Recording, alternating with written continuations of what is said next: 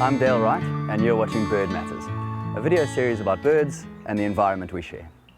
Coming up in this episode, we take a look at wind energy and birds, talk about the upcoming African Bird Fair event, and finally raise a few questions about birds' feelings.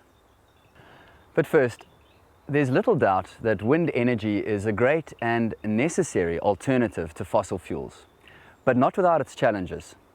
When wind farms were first being established in the 1980s, little consideration was given to the placement of wind farms and to the potential impact on birds. This is an example of one of the first mega wind farms in Altamont, California. They looked for the best constant and high wind corridors and thought, perfect.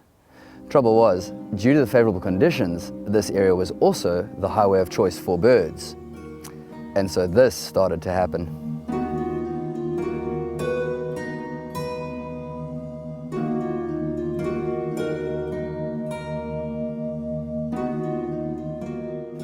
Today, however, a lot of planning goes into the placement of wind farms. And in South Africa, we're particularly proactive about this to minimize risks. But it's still not an open and shut case.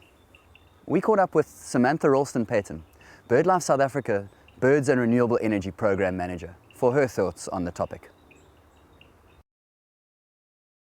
If you do a quick Google search, you can come up with these horrific things about how wind farms are these mass bird killers, that they're going to cause the extinction of a whole bunch of species.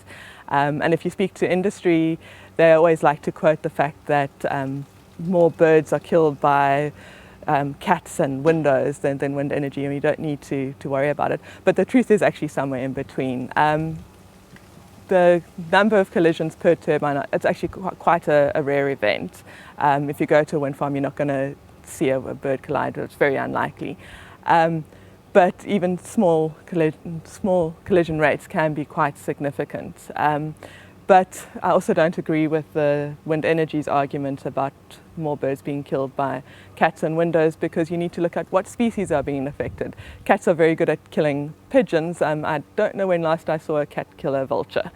Birds can be affected by wind energy in a number of ways. The most obvious is that they can collide with the turbine blades and sometimes even the turbine towers. And there are also more subtle impacts. Birds can be affected by this disturbance and associated with building a wind farm or even maintaining it. They can be displaced.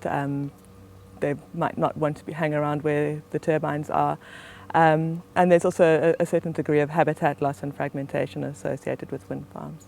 It's really important that we put wind farms and solar farms in the right place. So BirdLife South Africa works with industry and government to set standards to make sure that impact assessments are done properly, and importantly that we monitor those impacts. So BirdLife South Africa works really closely with the South African Wind Energy Association. They've been fantastic in supporting our work. They've actually been quite instrumental in getting our guidelines adopted as a norm in South Africa.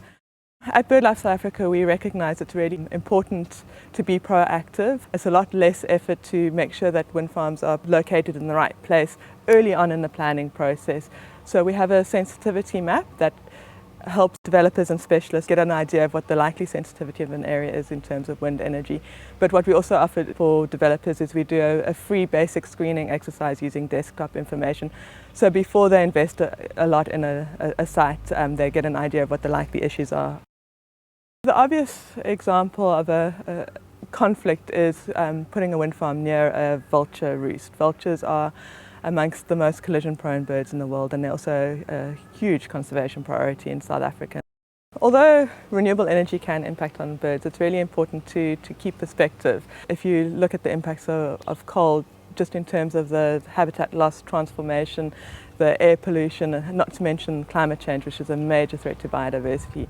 So BirdLife South Africa is often questioned why we're supportive of wind energy and renewable energy, and it's all about maintaining perspective and balance. We can expect to see a lot more wind and solar farms in South Africa as we go forward.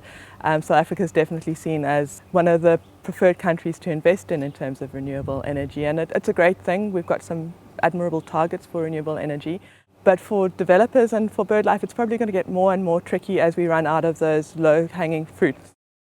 if more of us could take responsibility for where our energy comes from, for our energy consumption, it would really reduce the need for these industrial scale wind and solar farms, which are impactful themselves, but also the power lines that bring the power down are quite impactful. So a lot of people feel a little bit powerless. They want to object to every single wind farm, but there's a lot they can do in the individual homes as well.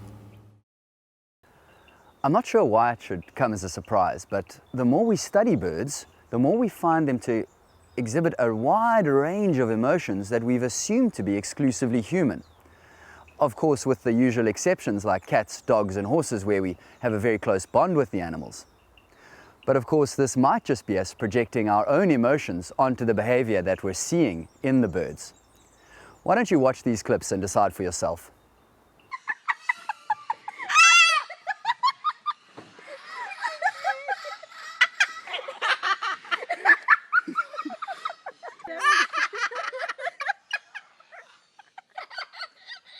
The person who recorded this video really felt that these magpies were possibly mourning the death of one of their flock.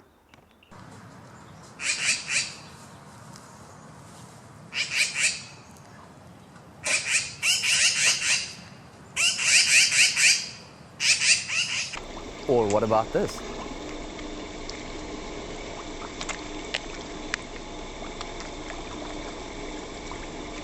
So don't forget to diarise the 3rd and 4th September for the African Bird Fair.